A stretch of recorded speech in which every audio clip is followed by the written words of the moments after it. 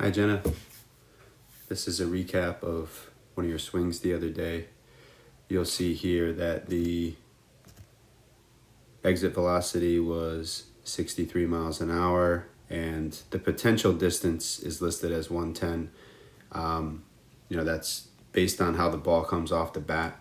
If it has topspin or backspin, the right amount of backspin, it's going to get a little bit more carry. So I don't really put too much emphasis on how far it went, because I think the Hit Tracks machine does a better job of actually showing us how far it went, or the Rapsodo. But 63 miles an hour is pretty accurate for an exit velocity, and that's good for you. For your age, that's actually pretty good. I'm going to send you a chart that shows where you should be. But I wanted to give you some definitions here. So if you look at the max barrel speed, that speaks for itself, 55 miles an hour. That's how fast your bat is going over here. The impact momentum, that's how fast your bat is going, combined with the force that you hit the ball with. At time of contact. So you want your barrel to be going obviously at full speed when you make contact. So that's what that measures. Let's see. Hold on one sec. Okay. The approach angle is which direction the bat is going as it's approaching the ball.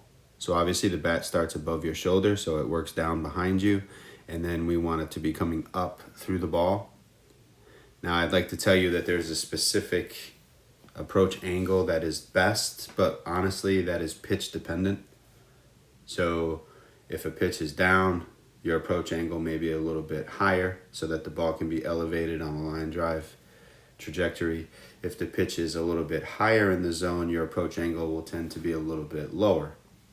Okay, so that's really dependent on where the pitch is. And when we're measuring the swing here, we don't have a video that coincides with it, so it's hard to tell where the pitch was as far as up or down. All right, so I can't say if 11 degrees is good. All I can tell you is that if that approach angle is ever negative, then that's really a bad sign. That means you're chopping down at the ball, and that's something we would try to fix right away. The trigger to impact is really important.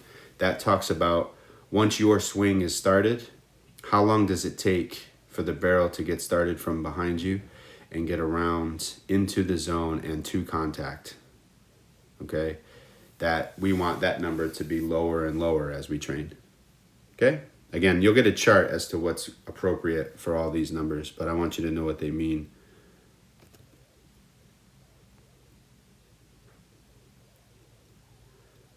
Applied power is just like it sounds. That's the amount of force that's being delivered into the ball.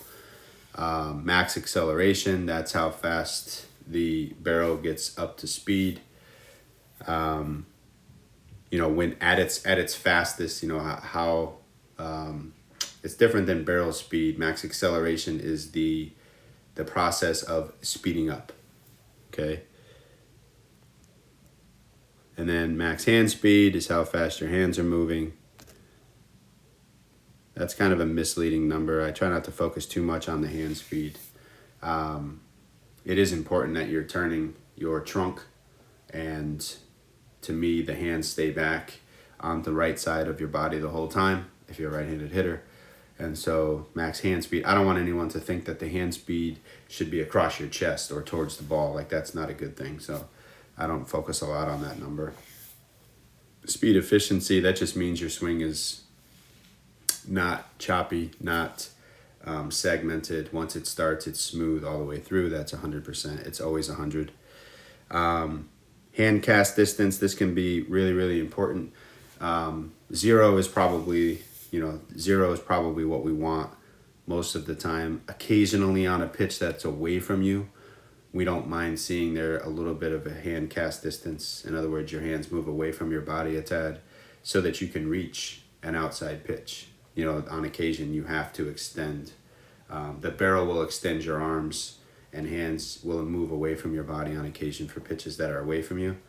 So for the most part, The hand cast distance, though, is going to be 0. You don't want your hands moving away from your body. They need to stay where they are.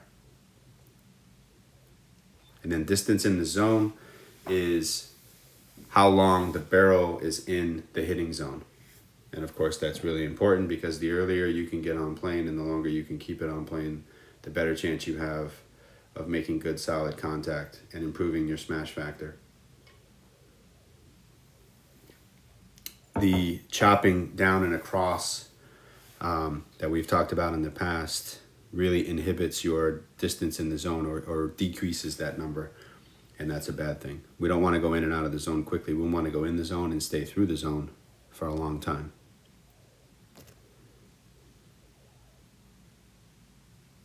Here's a video of your swing from the side. Before I hit play, I want you to notice the colors here. So the green is when the barrel is moving in the direction it's moving in. The blue is when it speeds up to its fastest. The darker blue is the fastest the barrel is moving. And then the red is where you make contact.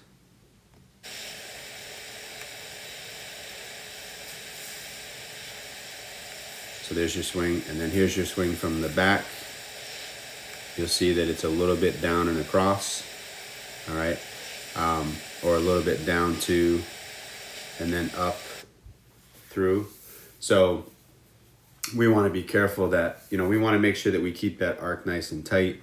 We want to make sure that our posture is good. We want to make sure the barrel gets down behind us, not in front of us, and so that it's coming up through the ball sooner in your swing, okay? And the reason why that's important to get the barrel coming up as quickly as possible is because that allows you more time to make a good decision. And if you can make good decisions as a hitter, that's really helpful for obvious reasons. The more time that I can create for you within your mechanics, the more time you create for yourself as a hitter, the more of an advantage you will have as a hitter. You won't have to guess as much. You won't have to anticipate as much. You won't have to fire as early as you would otherwise, okay? You will have more control over your barrel. When your mechanics are sound, you will be able to apply the force onto the handle early in the swing and really control the direction that you send your barrel shooting out from behind you. That is the goal. All right, so that's an analysis of what the Diamond Kinetics can teach you.